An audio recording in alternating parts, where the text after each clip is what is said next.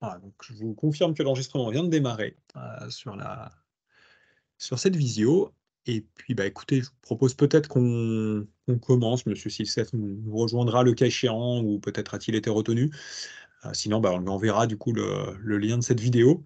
Je vais peut-être laisser la parole à Philippe Dannecker pour un mot d'introduction ou Merci. alors on fait un tour d'écran rapide comme vous préférez. Ouais, je vais Voilà. dire, faisons un petit tour d'écran, qu'on puisse se mettre des noms sur des visages. Donc, Très Philippe bien. Dannecker, je suis le directeur. Je me permets de démarrer puisque j'ai encore la main. Philippe Dannecker, donc je suis le directeur d'Archpark, donc du parc d'activités, qui vous invite à cette visio et demain à une réunion en présentiel. Alors, Denis Guérig, donc SCL sur le site d'Archamps depuis 2000. Euh, eh bien, voilà, je suis avec vous aujourd'hui et c'est juste pour être au courant de ce que vous présentez, parce que faisant partie du groupe Essilor France, il y a des choses qui se passent aussi au niveau du groupe. Euh,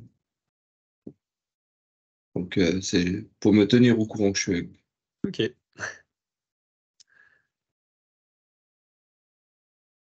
Peut-être Isabelle, vous voulez prendre la suite? Oui, bonjour, oui. Donc Isabelle Degnaud, je suis directrice du développement pour Efficacity, donc, que je vais vous présenter brièvement pour que vous sachiez qui nous sommes. On est un institut pour la transition écologique et énergétique des villes, du milieu urbain.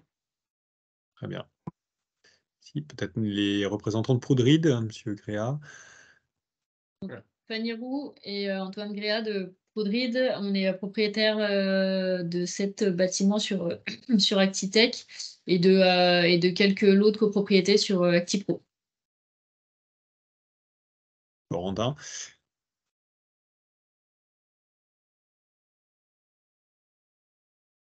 Corentin Massot, Ingérop, on assiste Efficacity dans ce projet, plus basé sur la partie bâtiment. Voilà. Très bien. Et bah, moi-même, je termine Noël Mercier, donc je travaille également pour Archpark, avec, dans l'équipe de Philippe, en tant que manager de projet innovant et notamment la coordination de ce projet qu'on a baptisé, Performance énergétique d'Archpark.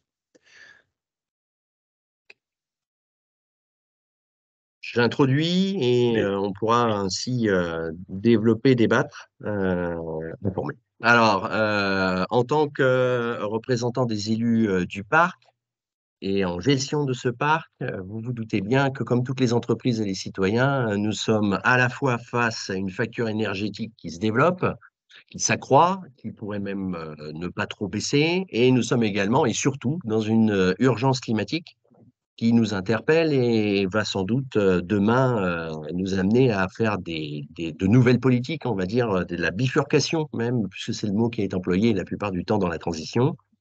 Et le parc, depuis quelques mois, mais on va dire une grosse année pour pas dire plus, s'intéresse évidemment à ces sujets-là. Alors, on a déjà eu l'occasion de se croiser, pour certains d'entre nous, sur le décret tertiaire, hein, puisque beaucoup de propriétaires sont impactés par cela, et les locataires bien évidemment, ou sur des bornes électriques, des éléments de ce type-là que nous souhaitons mettre en place dans le cadre des énergies renouvelables. Voilà.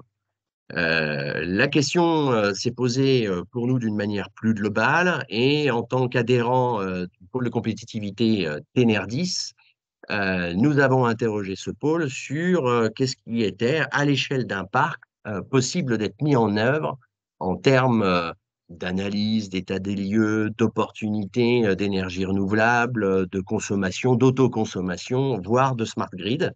Et de toutes ces questions, Tenerdis nous a proposé tout simplement de lancer un marché et plus spécifiquement nous a mis en lien avec Efficacity, la société publique. Et au lieu de lancer un marché, on a plutôt été dans du gré à gré. Pourquoi? Parce que Efficacity se trouve être une agence d'État, je me permets de le dire comme ça, c'est pas le bon terme, hein, en tout cas mandaté par l'État pour faire avec différents consultants un modèle d'analyse et un modèle de prospective sur l'énergie renouvelable en général, et le fait dans le cadre de quartiers, dans le cadre de villes, dans le cadre de structures. Et nous sommes en fait un quartier urbain, hein, on va faire un peu bête. Et notre volonté a été, à partir de là, de se dire, bien, lançons l'analyse des consommations énergétiques en général, regardons ce qui est les consommations futures, avec un outil de modélisation. Regardons jusqu'à quel point des pistes d'économie, et c'est sans doute un peu peut-être la question primordiale d'ailleurs, est possible vis-à-vis de ces bâtiments. Établissons les process, en tout cas, qui puissent le mettre en place. Et puis, identifions les énergies renouvelables qui pourraient être également en support de ce qui existe dans les réseaux électriques nationaux. Bien évidemment, nous sommes propriétaires de 8 bâtiments et c'est ce qui nous amène à avoir ce questionnement, mais nous sommes aussi gestionnaires du parc et à ce titre, nous nous sommes dit que si nous étions dans cette démarche, potentiellement d'autres entreprises et propriétaires du parc, je me permets de distinguer parce que quelquefois, ce n'est pas la même personne, la même entité, se dire que peut-être qu'il fallait faire une étude beaucoup plus globale, beaucoup plus large et inviter nos entreprises, inviter nos propriétaires du parc, en foncier et surtout en bâtiment, à cette réunion pour expliquer ce que nous étions en train de mettre en œuvre et les informer que nous nous lancions sous l'égide de Efficacity et avec l'aide de ING Europe, de pouvoir, excusez-moi, j'ai pas dit de bêtises d'ailleurs, de pouvoir être en capacité de développer cet état des lieux, cette prospective de consommation et d'énergie renouvelable. Voilà. Est-ce que cette contextualisation entraîne des questions, déjà, pour commencer? Non, clair pour moi. Bon, très bien. Je donne la main peut-être à Isabelle? Oui, très bien. Très bien. Alors, en fait, on vous a préparé un petit support pour que voilà, les choses soient peut-être un petit peu plus faciles à appréhender. Vous allez me dire si vous le voyez. Ouais, Oui. c'est tout bon. C'est C'est bon? tout bon. Ouais. OK. Je vais peut-être vous le mettre. Ouais, je le laisse comme ça si vous voyez suffisamment bien. Donc, effectivement, on va travailler avec un GEROP effectivement sur cette étude. Je vais vous expliquer un peu qui nous sommes avant de démarrer, pour reprendre effectivement ce que Philippe a déjà décrit. Nous sommes en fait un institut de R&D, donc effectivement, pour la transition énergétique de la ville, nous avons été créés il y a 10 ans par l'État. Sur des fonds de programme d'investissement d'avenir, en fait, et ça correspond à une volonté de l'État en fait d'accélérer certaines technologies. Alors à droite, vous voyez en fait le consortium dans lequel on est. Et ils adressent pour chaque institut une technologie particulière. Et nous sommes l'institut qui est dédié parmi ces instituts, du coup, à la décarbonation du milieu urbain, de la ville. Donc, effectivement, des quartiers, donc forcément, effectivement, des zones telles que votre périmètre qui correspond donc au SMAG. Vous voyez effectivement, du coup, aussi que nous sommes adossés à la recherche publique. Donc, je ne sais pas si vous connaissez ces organismes, CSTB, CEREMA, l'école des ponts, l'école des mines. Ce sont les organismes en fait avec lesquels on développe nos solutions et les méthodologies.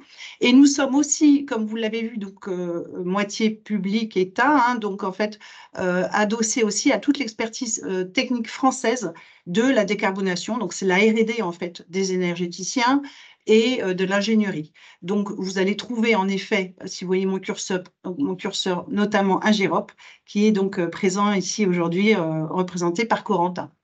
Alors, ce qu'il faut comprendre derrière, effectivement, c'est que en fait, l'État nous permet de cofinancer les études. Donc, l'étude que l'on va mener pour le compte du SMAG sera cofinancée par nous. Pourquoi? Parce qu'en fait, il nous permet de développer les solutions dont je vous parlais tout à l'heure, qui vont permettre d'accélérer la décarbonation des villes et des quartiers. Et à ce titre-là, en fait, on fait de la R&D qui est appliquée, mais qui permet du coup de bénéficier, en l'occurrence, à votre zone, de cette recherche et du coup d'une meilleure, d'un niveau, d'une technologie de pointe, je dirais. Alors, quel genre de solution, quel genre de logiciel on fabrique? Là, on va, sans rentrer dans le détail, on va vous donner une idée. Les 2 premiers logiciels à gauche concernent tout ce qui est stratégie énergétique locale.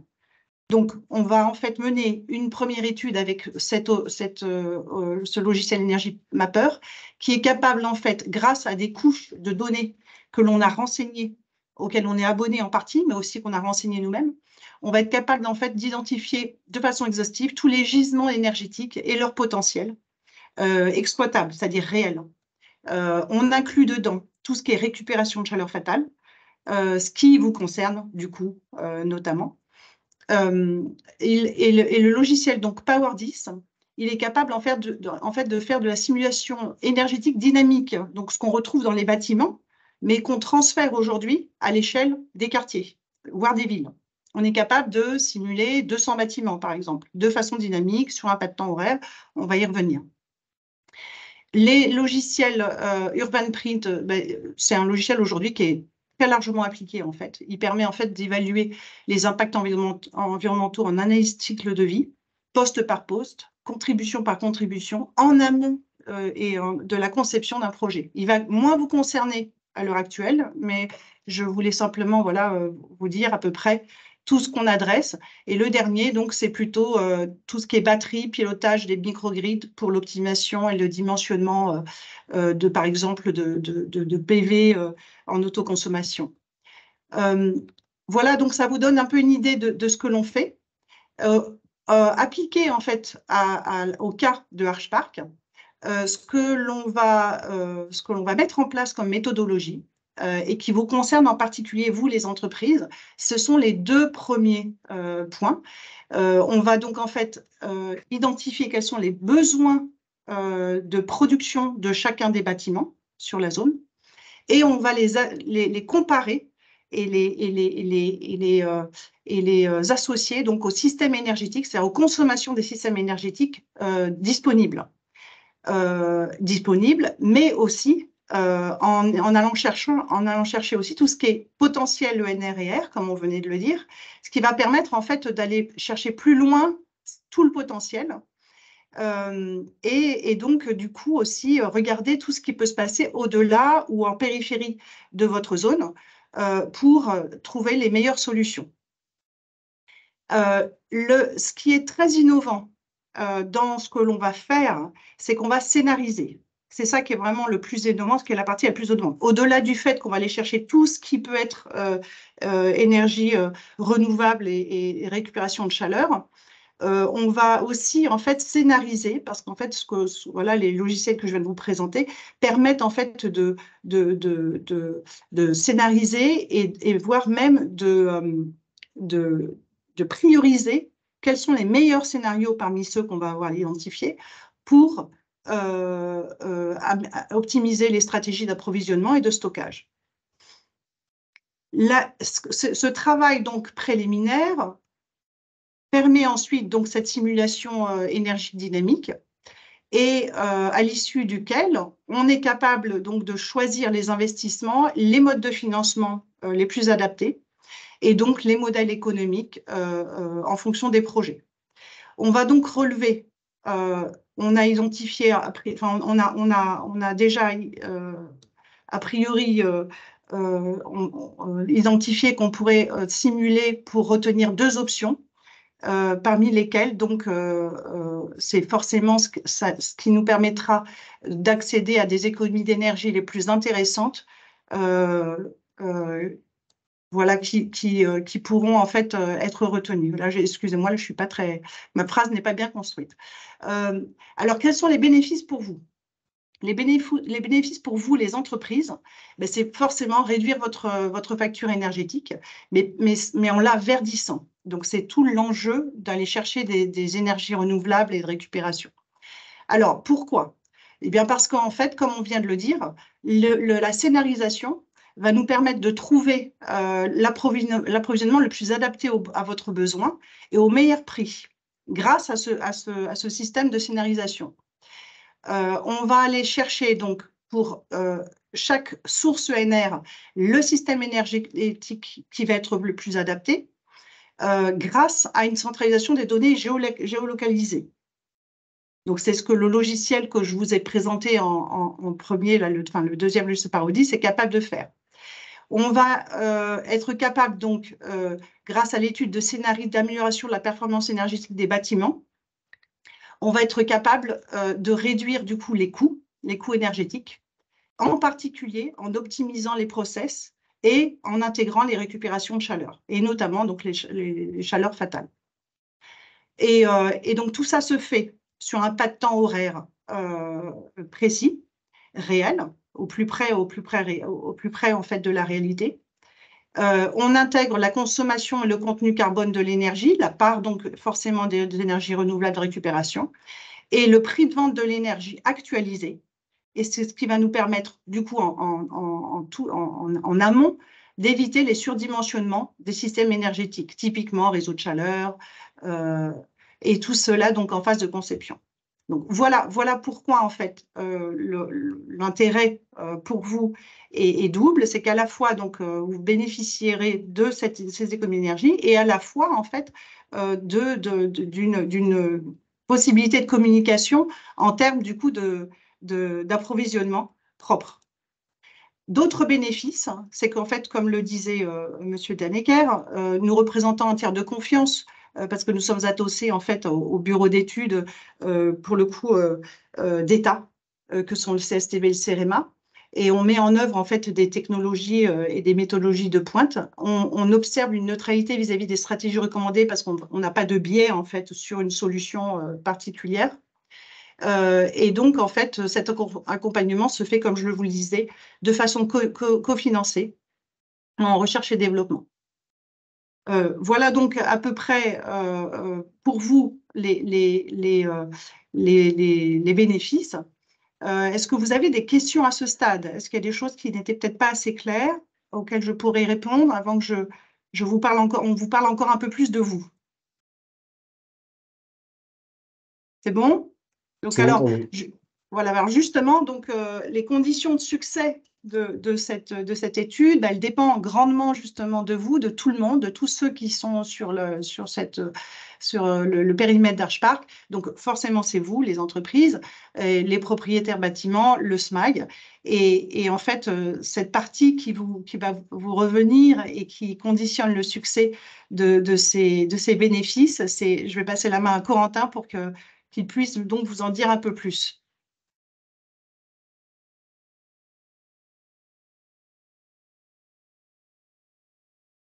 Alors, ce que je vais faire, c'est que je vais peut-être présenter pour... Ouais, non, je te dirais de passer la slide.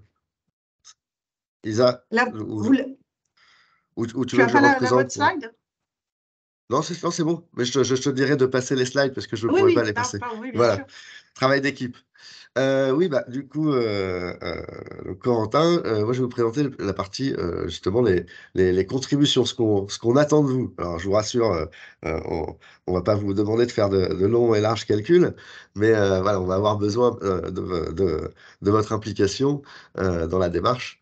Et voilà, je voulais résumer. L'idée, c'était d'être transparent et de vous dire voilà ce qui, ce qui serait nécessaire, alors idéalement, dans la démarche pour nous aider à développer tout ça. Donc, il y a deux étapes. Euh, une fois intégré dans la démarche, en fait, on va simplement se faire un entretien, donc en visio, à distance. Ce sera un entretien d'une demi-heure à 1 heure, ça dépend du parc que vous pouvez avoir et du patrimoine. L'idée, c'est d'échanger, déjà avoir un premier entretien sur les usages des bâtiments. Euh, en fait, que vous nous présentiez vos bâtiments et que nous, on vous pose quelques questions. L'idée, c'est de savoir un peu les usages, les dates de construction, les principales caractéristiques. Voilà, c'est pour faire un dégrossi, en fait, un peu de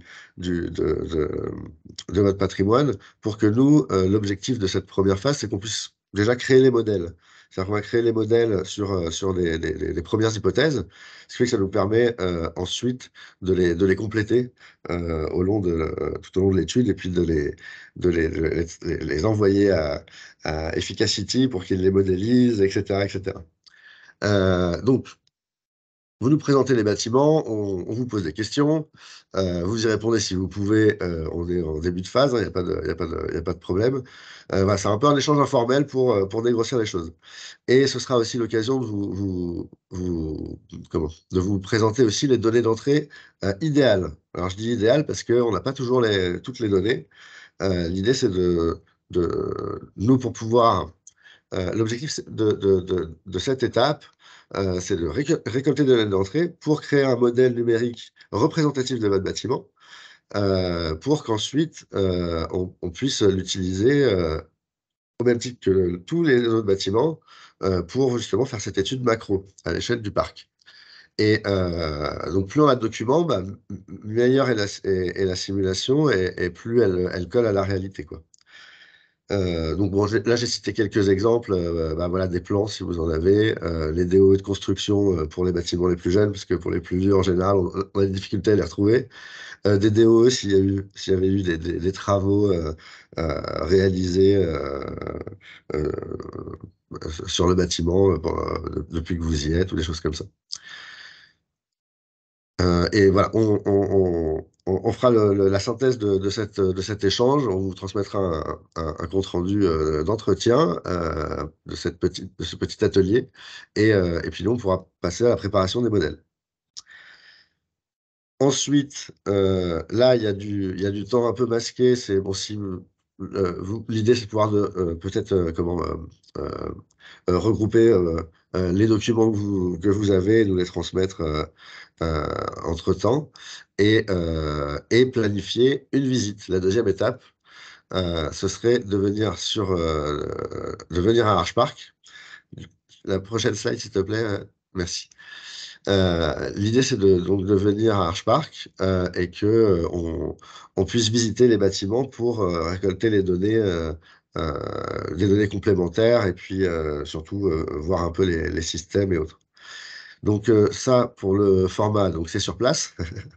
Euh, on est sur une durée, alors ça dépend de la taille des bâtiments, c'est un peu difficile à dire, mais bon, en général, voilà, en 1, 2, 3 heures, une demi-journée, on peut faire le tour, sachant que la plupart du temps, quand il y a un parc de plusieurs bâtiments, tout ce qui est bâti, on est quand même sur des choses similaires. Après, c'est des systèmes qui vont varier, donc voilà. La durée est variable, ça peut être, voilà, ça dépend vraiment du nombre de bâtiments que vous avez. Mais ça n'excédera pas une demi-journée, au pire, un petit bout une demi-journée, c'est suffisant. Si je peux témoigner là-dessus, on l'a fait pour les bâtiments SMAG et en une demi-journée, effectivement, on a visité 7 des bâtiments d'Archpark qui sont pour le coup assez différents les uns des autres. Oui, en plus. Donc voilà, l'objectif de récolter des données complémentaires. Alors, on peut faire des mesures in situ si on n'a pas les informations sur les documents. Il y a aussi enfin, ce qui est capital, pardon, c'est visiter les installations techniques. Alors des fois, on va pas tout visiter parce que le petit caisson de ventilation du coin qui a été rajouté après, voilà. Mais c'est les systèmes principaux en chauffage, climatisation, ventilation et process si vous avez des process particuliers. Euh, pour cette visite, ce qui est demandé, donc c'est un petit peu de logistique, trouver une date quoi, qui correspond à tout le monde. Euh, mais c'est surtout savoir si vous avez, si vous en avez un, mais comment? Un directeur technique ou un gestionnaire technique, quelqu'un qui sait au moins où sont les installations et s'il en sait plus, tant mieux. Et voilà, pour nous ouvrir les portes, tout simplement, et nous accompagner pendant la visite. Ça, c'est l'idéal. Euh, Après, technique ou pas technique, il faudra nous ouvrir les portes. Donc, il y aura forcément quelqu'un avec nous.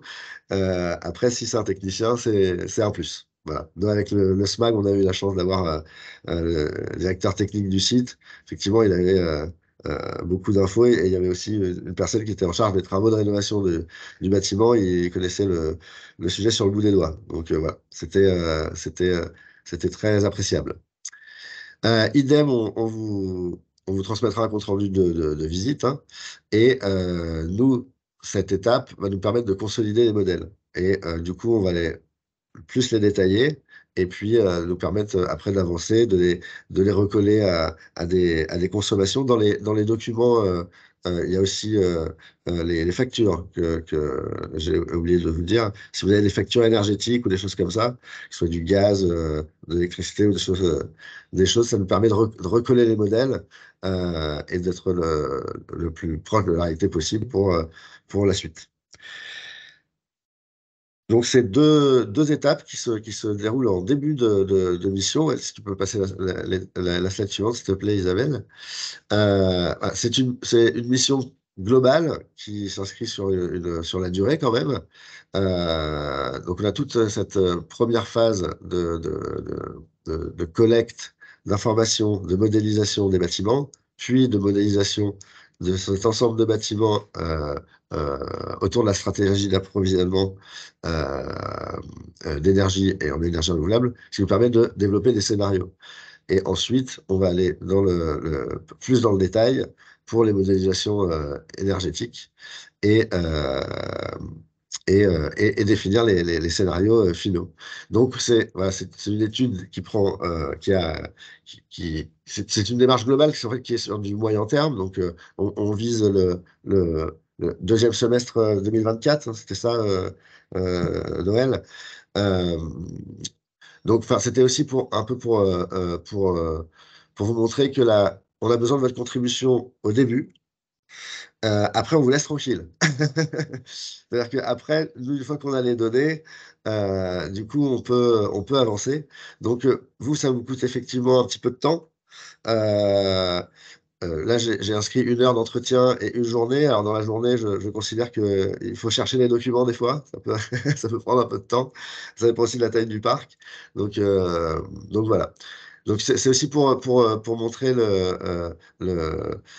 la petite contribution, si vous voulez, par rapport à une étude plus globale qui vous servira, puisqu'en fait, les livrables auront enfin, si vous entrez dans la démarche, vous aurez les résultats d'études et avec des étapes intermédiaires ou peut-être des points d'information pour vous dire comment ça avance et vous tenir informé, quoi. Donc voilà. Voilà. Moi, j'étais plus sur la partie comment va-t-on vous embêter? Mais bon, ce que je veux vous dire, c'est vous rassurer. On a réussi à être très efficace avec le SMAG sur les visites de site notamment. Donc, je suis pas inquiet. J'espère que vous pourrez nous consacrer ce petit temps qui nous aiderait beaucoup dans la démarche globale. Voilà. Alors, peut-être aussi pour simplement aussi, parce que je ne l'ai peut-être pas dit en introduction, mais pour reprendre ce que tu disais, Corentin, c'est vrai que l'aspect modélisation est vraiment important dans la partie innovante en fait, du projet. En gros, je ne sais pas si vous avez déjà entendu parler de jumeaux numériques. En gros, l'idée, là, c'est de construire la partie énergétique de votre jumeau numérique et de pouvoir disposer à terme de ces données dans le temps qui vous permettra en fait de suivre l'évolution de l'efficacité énergétique de votre parc. On est en train de le faire en fait sur les ports. On commence les travaux avec 4 ports pilotes et donc avec des process industriels qui sont assez compliqués. Et donc en fait de la même façon, là on a des parties privées de parcs, des entreprises bien évidemment, avec des entreprises multiprocess même. Donc voilà, c'est quelque chose maintenant qu'on commence vraiment à décliner sur différents secteurs, je dirais, de la ville et des zones. Voilà. Sachant qu'un port, c'est un quartier comme vous, voilà, un quartier d'entreprise ou de zone. Voilà. Si je me permets juste de compléter un tout petit peu l'intervention, peut-être juste pour dire que l'objectif à la fin de ces 6-8 mois de travaux, donc à la fin du premier semestre 2024, c'est bien d'avoir un ensemble de préconisations, de recommandations, à la fois sur tout le volet de performance énergétique actuelle, comment améliorer la performance énergétique de vos bâtiments, de vos process, et de potentialité de produire de l'énergie renouvelable sur le parc ou à proximité du parc. La première phase, c'est quelque chose qui est intégralement financé, cofinancé entre Efficacity et le SMAG, Archpark. Et après, donc, il y aura des préconisations avec des modèles économiques qui seront aussi présentés. Et là, libre à chacun, évidemment, de décider de participer ou de ne pas mettre en œuvre les recommandations qui auront pu être formulées. L'engagement qui peut être demandé maintenant, c'est uniquement ce que vous a présenté Corentin, c'est de dire, voilà, si vous souhaitez rentrer dans la démarche, voilà, passer un minimum de temps, fournir des documents, ouvrir vos portes. Et après, ça vous permet de bénéficier, de disposer de ce cahier de recommandations, si je puis dire. Et après, la question se repose, il n'y aura aucune obligation à dire je vais dedans ou je ne vais pas dedans, ce qui sera préconisé. Sachant que ce cahier de recommandations, excusez-moi, pour rebondir juste un instant, ce cahier de recommandations peut très bien, dans la recommandation, proposer une politique globale qui entraînerait et commune, mais parce que global intéresserait le parc et amènerait le parc à contribuer à ces solutions communes. Voilà, donc il y a il y a une première phase qui est aujourd'hui gratuite, on va dire ça comme ça, en tout cas pour vous, entreprises et propriétaires. Et il y a une deuxième phase qui, de par les résultats, va entraîner soit des spécificités, soit on va dire des solutions communes ou globales. Et dès lors que les solutions seront communes ou globales, le parc sera amené à réfléchir à nouveau à son engagement vis-à-vis de l'accompagnement qu'il a habituellement pour les entreprises et les propriétaires de fonciers et de bâtiments du parc. Voilà. La préciser. Et Excusez-moi, Denis. c'est étonnant que je sois le seul représentant avec Prodrid. Je vois pas Botanique, je vois pas tous nos voisins Alors, on aura à d'autres cette sociétés. réunion. Là, c'est un peu le tour de chauffe, on va dire. On a une séance en présentiel demain avec il y a une dizaine de sociétés qui seront présentes demain. Tout Et le je, monde n'y est et je pas, me hein. Sur les 160 déplacerai, du je parc, on est serai. d'accord qu'il en manque. Oui, on sera du coup en présentiel, nous aussi. Voilà. Et on enregistre cette visio parce qu'on a également des demandes qui ne correspondent ni à cette date de visio, ni à la date présentielle de demain. Et c'est pour ça qu'il y a cet enregistrement aujourd'hui, pour évangéliser. Voilà. Bien compris. Est-ce que vous. Ouais, Du coup- nous, ça nous intéresse. Voilà. Nous, on a des petites questions, notamment alors déjà sur le planning. Là, vos entretiens, ils commenceraient quand? Alors, Corentin, peut-être? Écoutez, on saura s'adapter. Alors, l'idée, c'est pas commencer en mars 2024 parce que du coup, il faut quand même qu'on tienne nos objectifs d'études. Euh, Enfin, idéalement, un entretien visio, ça peut se caler rapidement, Mhm. suivant des dispos dans les semaines à venir.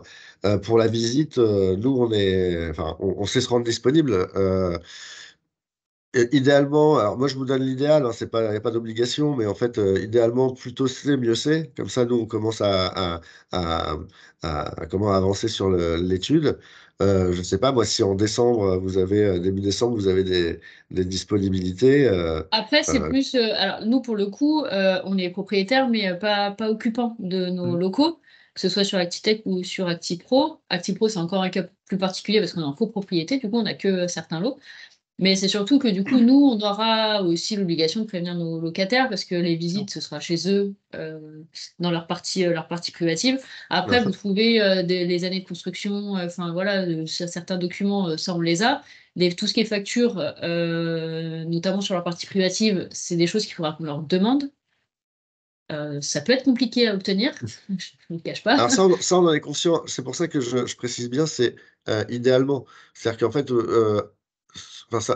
enfin, je ne connais pas les relations que vous avez avec vos locataires, mais Très bonne. mais on peut toujours demander. Des fois, on a des bonnes surprises. Ah non, mais Euh, ça demander, il y a aucun souci, hein. Enfin, c'est quelque chose qu'on fera, il y a pas de problème. De toute façon, déjà, dans le cadre du décret Ouais. tertiaire, on a dû le faire. Donc, il y a des infos qu'on a déjà. D'accord. Peut-être pas toutes. Mais voilà, disons qu'il n'y aura pas que nous à solliciter, même si c'est vous, enfin, si vous nous sollicitez nous derrière, il faut qu'on sollicite nos locataires. On en a quand même pas mal. Donc voilà, que ce soit pour les visites ou pour obtenir des documents, voilà, on n'est pas. Donc bien nous prévenir en amont, qu'on puisse les avertir, enfin qu'il y ait quelqu'un qui soit présent. Enfin voilà, voilà, on vous garantit pas qu'on puisse visiter tous les locaux le même jour parce que tout le monde ne sera peut-être pas forcément là ce jour-là. Enfin voilà, c'est juste des petites choses comme ça. Alors, tout ça, c'est la réalité, hein, des audits, des choses comme ça, on en est bien conscient. Donc, quand on a les factures, tant mieux, ça nous permet d'être un peu plus précis. Après, pour les visites, l'idée, c'est peut-être de proposer plusieurs dates et de voir Oui. là où on peut visiter le plus de choses. Euh, bon, faut pas proposer 10 dates, hein, de l'expérience, Non, mais non, non, mais juste quelques dates à peu près dans une fenêtre de tir, ok. sur une semaine ou quelque chose comme ça. Après, c'est aussi, vous, en termes de communication, nous, on s'adapte, hein. Moi, là, quand je vous ai dit décembre, ça peut être en janvier. Après, c'est à vous aussi de nous dire combien de temps vous avez besoin pour planifier tout ça. Nous, on peut être assez. Nous, on peut se faire un entretien rapidement et puis commencer à parler date de visite.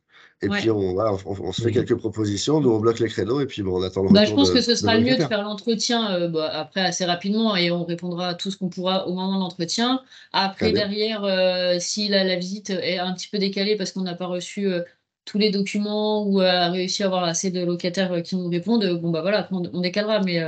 Mais oui, l'entretien, ça permettra d'être plus précis aussi sur ce que vous attendez et puis nous, derrière, de communiquer avec nos locataires. Très bien. Et puis, en Sur fait, pardon, sur allez-y. allez-y, j'ai un autre sujet après. D'accord. Non, parce que aussi pareil sur les documents comme on en parlait, récupérer certains documents. Ce qu'on peut faire suite à l'entretien, que vous transmettiez déjà les documents que vous avez, parce qu'il y a peut-être des choses que vous n'allez pas avoir besoin de demander au locataire, quoi. Ouais. Oui, Et oui. bon, moi on les sollicite. Voilà, l'idée c'est de pas les embêter non plus. Déjà pour faire un pré-tri, mais et aussi pour vous dire que les documents, on en a pas, on saura se débrouiller sans, mais c'est mieux avec. Voilà. Ok. Et, Et- euh, et le et disons que c'est pas une condition pour la visite d'avoir eu les documents avant aussi. Mm. C'est-à-dire que typiquement, on peut en avoir un peu avant, idéalement, et puis comme ça, simplement, ça nous permet de continuer à avancer sur les modèles. Et en fait, voilà, c'est la technique de l'entonnoir. Plus on a de données, plus on est précis, puis au bout d'un moment, on a quelque chose de satisfaisant. Et on considère que c'est le modèle de vos bâtiments. Celui-là est prêt et il est prêt à être travaillé suivant différents scénarios. Euh, Juste du coup pour finir sur les locataires, est-ce que vous avez un document, mais même très synthétique, qu'on pourrait leur envoyer pour leur expliquer ce que vous venez de nous présenter en fait, mais pourquoi on fait ça, quel est l'impact, mais quelque chose de vraiment synthétique, mais qu'on puisse transmettre à nos occupants pour leur expliquer en fait pourquoi on va passer chez eux, pourquoi on leur demande tous ces documents, voilà. Sur la Voilà, base écoutez. peut-être de ce qu'on vous a présenté aujourd'hui, quelque chose de beaucoup plus synthétique. C'est ça. Mm. Ouais. Quelque chose sur une ou deux slides, pas plus. Voilà, un truc vraiment histoire de juste qu'ils comprennent pourquoi on fait ça, dans quel but. Et puis, Et enfin voilà. l'intérêt pour eux.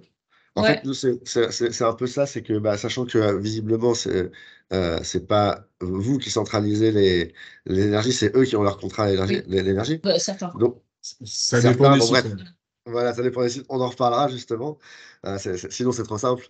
Euh, mais ça dépend des sites. Mais du coup, il y en a certains, ils pourront aussi être intéressés par justement ces réductions de consommation et réductions de factures énergétiques.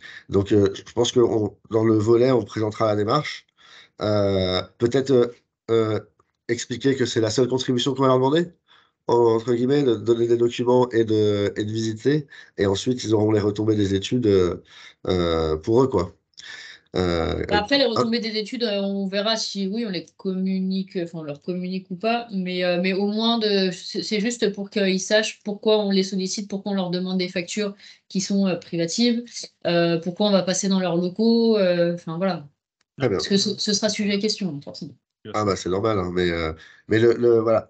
Ça faudra qu'on en discute parce que c'est un peu aussi du cas par cas. Vous êtes par exemple, voilà, peut-être que vous leur donnerez pas les résultats d'études, donc on va peut-être pas en parler de ça. Donc ça, à la limite, Oui, on pourra en parler à la fin de l'entretien, dire voilà ok. quel format. Donc le format, on est à peu près clair. Euh, Mais quelles infos mettre dedans, ouais. voilà, si c'est pas demain, on pourra peut-être faire un premier jet et comme ça vous direz ah oui, ça non, ça oui, ça non. Ok, Et puis et voilà. Si ça on a un peu de marche. temps, on le préparera à l'avance. Sinon, de toute façon, il sera clairement envoyé. Vous ferez vos remarques jusqu'à ce qu'on arrive à quelque chose qui vous satisfait. Et puis après, on pourrait le diffuser. Ok, pas de souci. Et vous imaginez combien de temps pour que tout le monde se mette en ordre de bataille? Parce que c'est vrai que vous avez pas mal de locataires. Parce que là, sur Architecte, c'est Architecte. Architecte, Ouais. pardon, vous avez 7 bâtiments avec 7 Oui. locataires ou plusieurs locataires par Non, bâtiment? plus.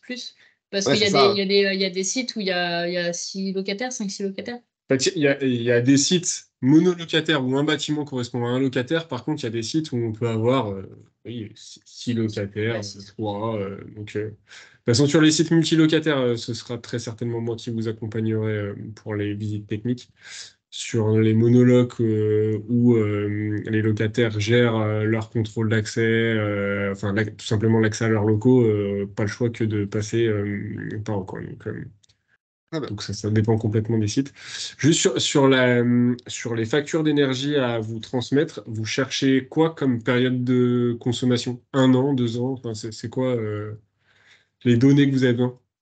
Je suppose au moins Euh, 1 an pour avoir hiver et été, mais Voilà, idéal, enfin minimum un an, enfin minimum. On prend tout ce que vous pouvez nous donner, hein. Mais du coup, idéalement au moins un an.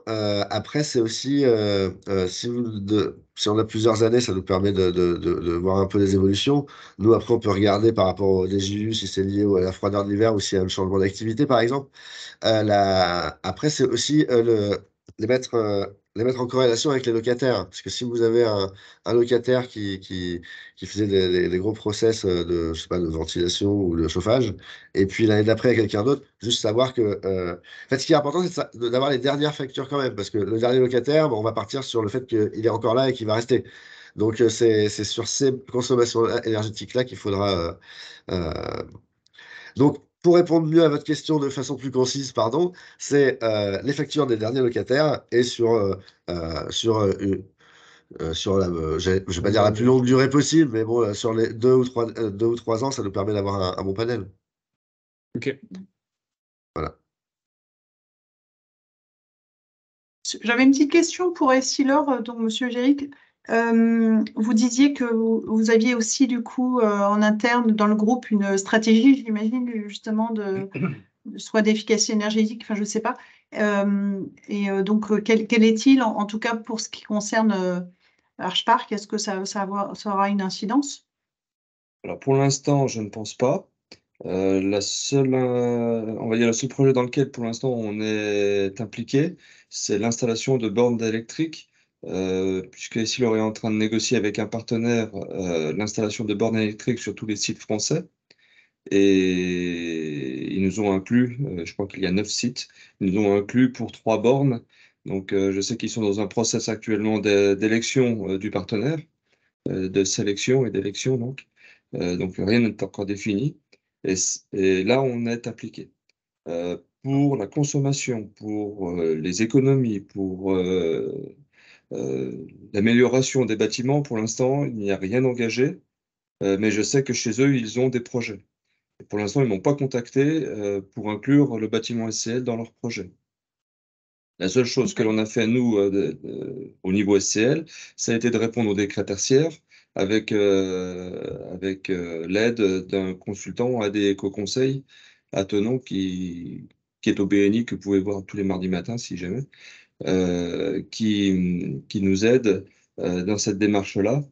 On en est actuellement à installer, enfin, définir qui va venir installer les compteurs, les sous-compteurs sur nos installations pour pouvoir faire les enregistrements et les déclarations sur la plateforme Opera. Donc, pour l'instant, de la part des sealers, pas grand-chose, mais ça risque.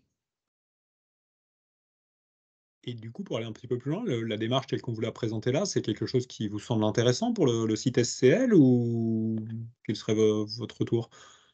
Ça peut être intéressant, même si j'ai un petit peu de mal à voir comment on peut faire tout ça. Il y a des professionnels comme vous pour nous aider là-dedans, mais la consommation énergétique des CL n'est peut-être pas représentative comme d'autres industries, puisqu'on n'est pas un site de production avec des très fortes consommations comme pourrait être, je sais pas, peut-être Baeco. Euh, donc on est peut-être plus dans une recherche euh, liée au décret tertiaire peut-être. Comment peut-on D'accord. faire pour, dans le futur, euh, être plus efficace au niveau de notre production énergétique ou dans nos améliorations énergétiques?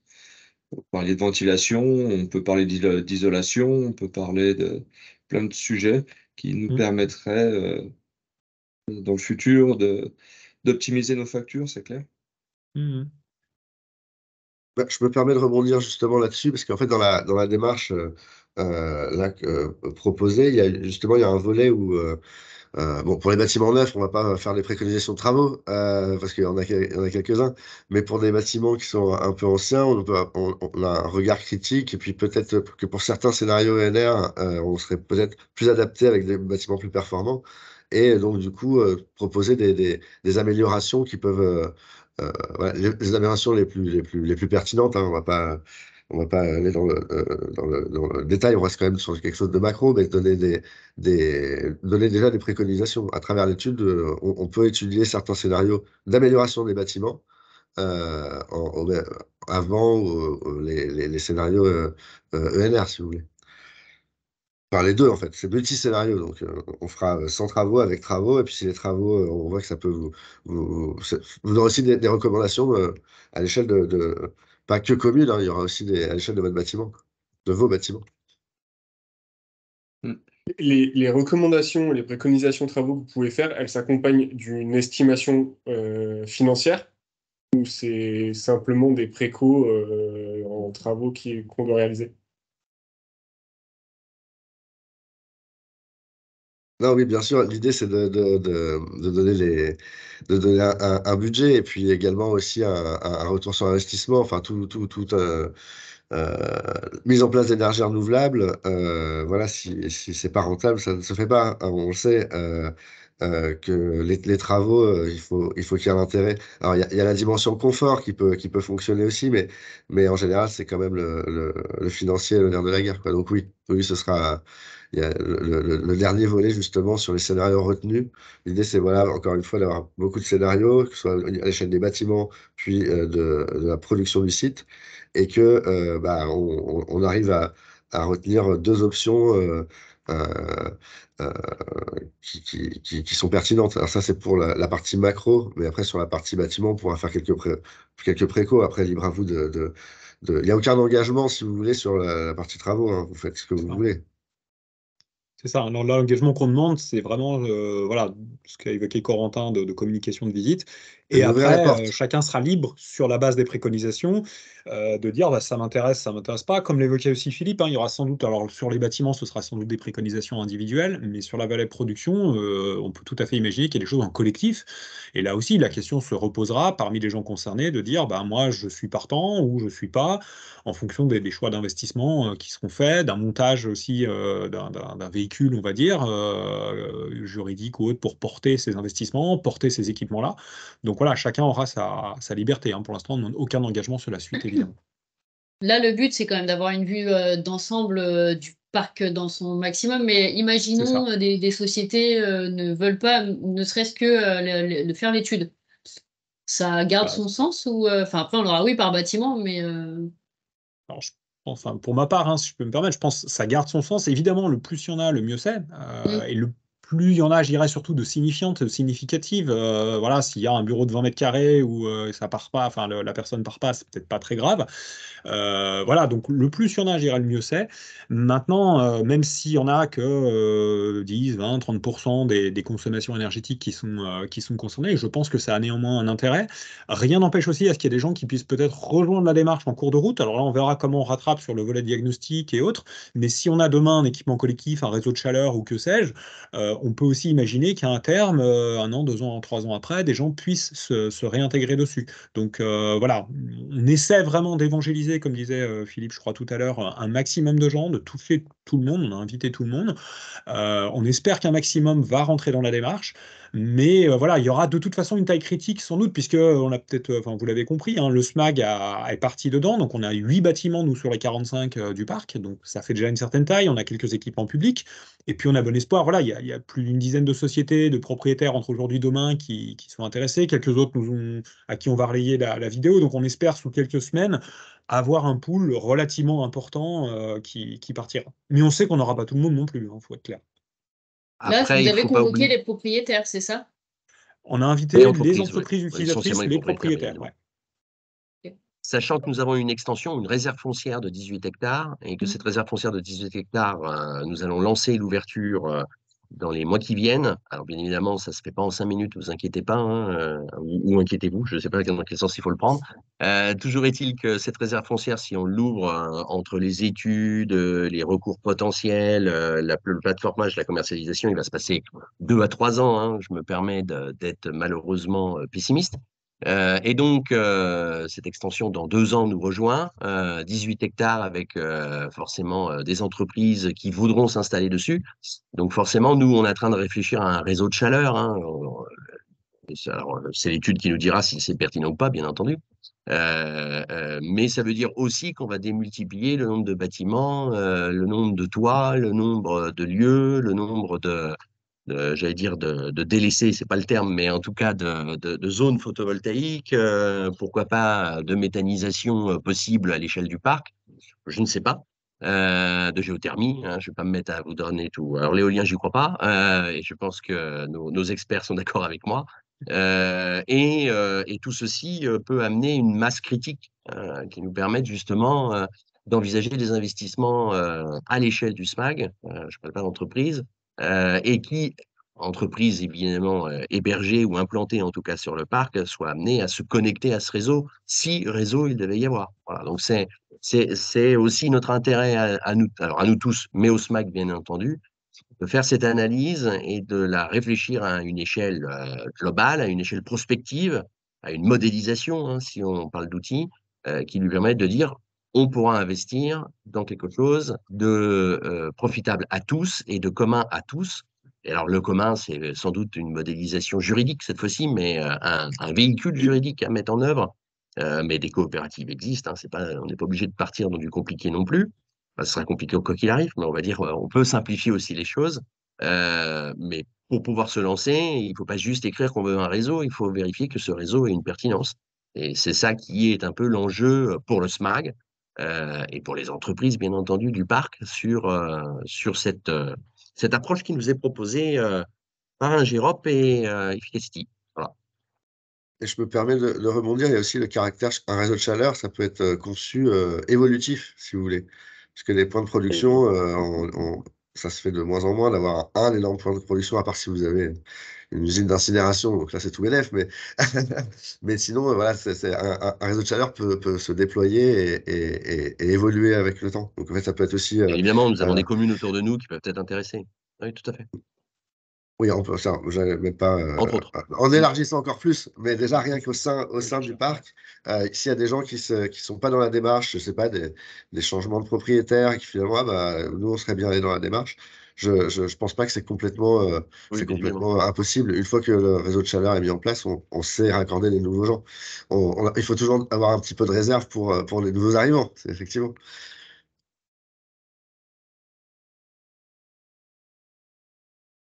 Il y a encore des questions par rapport à cette proposition? Après, moi, ce que je peux aussi apporter comme élément de réponse au fait que voilà, parfois on fait une collecte de données et elle n'est pas tout à fait exhaustive. Premièrement, en fait, on est plutôt agréablement surpris par la participation assez dynamique des entreprises. Je pense qu'aujourd'hui, le partage, la prise de conscience autour de à la fois le coût de l'énergie et qu'il faut de notre besoin et notre intérêt à tous de mutualiser, il est vraiment partagé. Et puis après, deuxièmement, pour la partie qu'on ne pourrait pas donc effectivement vraiment documenter de façon précise avec une collecte de données, si tant est qu'elle soit effectivement donc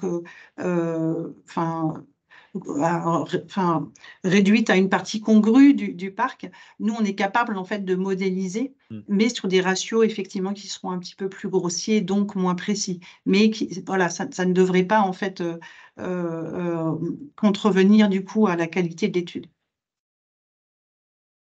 Mais ne vous désengagez pas à recevoir Corentin et son équipe, et voilà, parce qu'il ne faudrait pas qu'on ait que des ratios grossiers. Voilà. Ah non, non, non, on est bien ça devient d'accord. compliqué. Voilà. On Donc restez voudrait, mobilisés si vous êtes partie prenante demain, parce que c'est d'abord les données réelles et au quotidien qui sont importantes, et si elles sont massifiées, la modélisation sera plus précise. Voilà. En tout cas, Absolument. la marge d'erreur plus courte. Voilà. Exactement. Noël, vous communiquez les adresses e-mail pour C'est la qu'on puisse question. prendre les rendez-vous?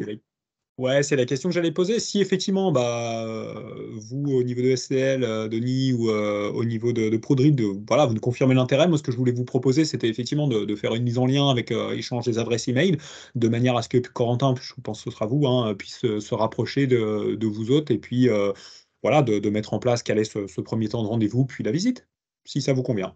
Ça marche pour moi. Ok. Ouais, c'est bon pour nous aussi. Ok. Et du coup, côté Prodrid, ce sera vous deux, ce sera plutôt Monsieur Gréa, Ce sera enfin, nous. Ce dites-nous. sera nous deux. Ouais, ce sera nous. Vous deux, ok, très bien. Oui. Et ben, écoutez, je me permets de transmettre vos coordonnées mutuelles à Corentin.